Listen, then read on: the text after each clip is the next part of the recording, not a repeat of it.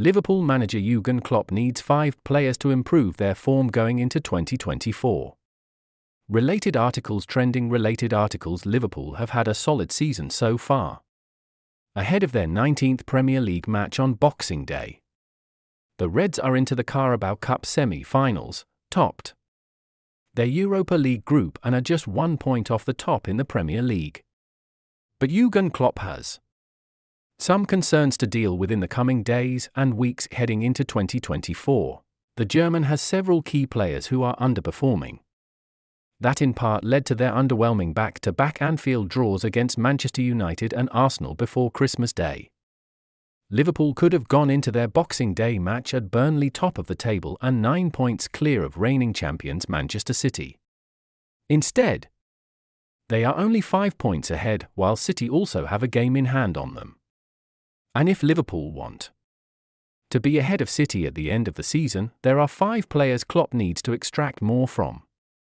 Luis Diaz. The electric Diaz rejuvenated the Liverpool attack when he joined midway through the 2021-22 season. But since a serious knee injury that kept him out from October 2022 to April this year, he looks a shadow of himself. In the words of Jamie Carragher, has also had family issues to deal with this year, but he looks drained of the pace and unpredictability he played with before his injury. Diaz, too often, no longer drives down the byline directly at his man and regularly cuts inside to pass. He is nothing like the threat he was. His goal return is also being heavily scrutinized given his dip in form. He has 5 this season from 22 games, plus 1 assist, but overall it is just 16 goals and 9 assists in 69 games for 01 minutes, which equates to almost 49 full games. His predecessor Sadio Mane managed 13 goals and 8 assists in his debut 2016-17 season alone, despite only playing 29 times before a season-ending injury. Diaz's output needs to improve if Liverpool are to win major trophies, and he is to retain starting status. Cody Gakpo signed last January. Gakpo took a little time to acclimatise but then ended his debut season with 7 goals and 3 assists in 26 games. More importantly, he looked to be making the centre-forward role his own and appeared a valid long-term replacement for Roberto Firmino. This season he again has 7 goals and 2 assists from 23 matches. But only 2 of those strikes have come in the Premier League, and he has had too many matches where he has been a passenger.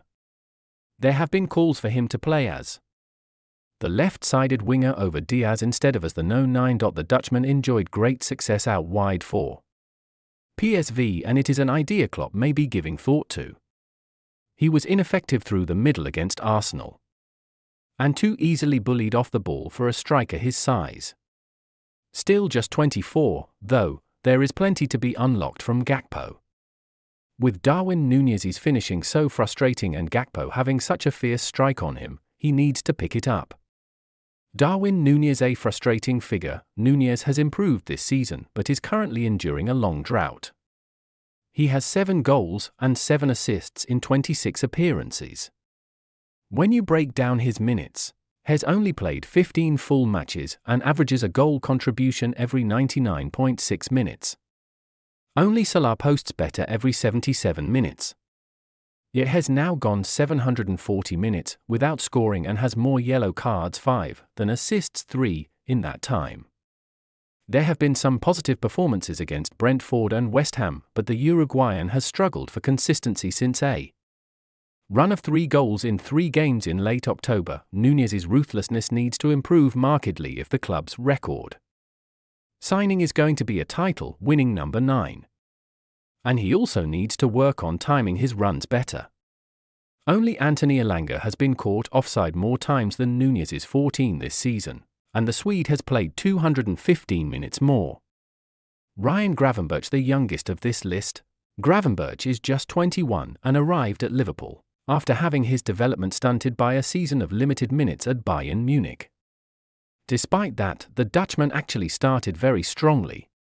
But his form has nosedived of late and he produced a hapless cameo as a substitute against Arsenal.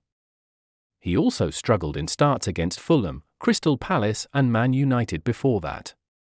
It can be very credibly argued that his last good performance was against Nottingham Forest on October 29. There have been questions about whether he can play next to Dominic Szoboszlai on top. While in the long term he looks a very useful asset, Gravenberch's current performance levels are a problem given how many midfielders are out injured, meaning he is required to play regularly. His defensive work off the ball also needs work.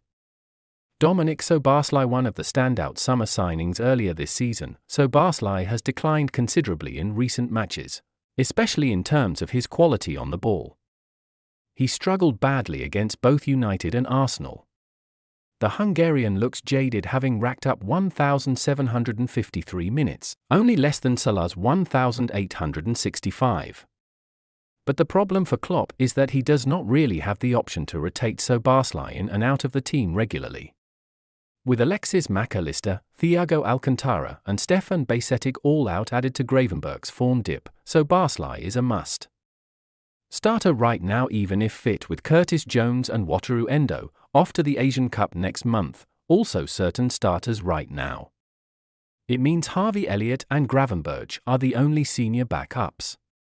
Klopp must hope that the 23-year-old gets back to the heights he was hitting at the start of the campaign, though positively his total of 4 goals is already more than every midfielder bar Elliott managed last season.